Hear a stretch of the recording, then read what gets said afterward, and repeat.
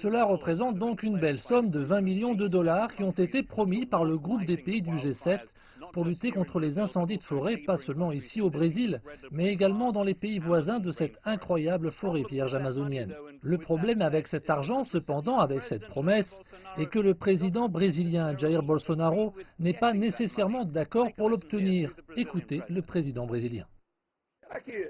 Pensez-vous que quelqu'un aide quelqu'un d'autre à ne pas être pauvre sans attendre autre chose en retour? Pourquoi ont-ils l'œil sur l'Amazonie? Que veulent-ils là-bas?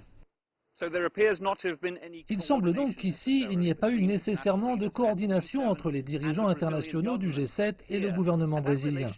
Et cette relation est très tendue à l'heure actuelle parce que, rappelez-vous, les dirigeants européens ont prêché le fait que beaucoup d'entre eux ont publiquement déclaré qu'ils considéraient Jair Bolsonaro comme pouvant être le principal responsable de ces incendies.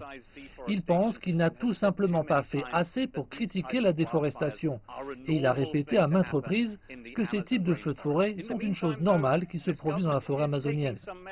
Cependant, ce gouvernement prend des mesures pour lutter contre les incendies de forêt, mais des mesures très limitées, car le gouvernement brésilien a promis de déployer 44 000 soldats pour combattre ces incendies.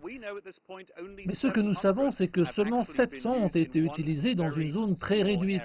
Et cela, bien sûr, ne suffira pas à maîtriser ces incendies.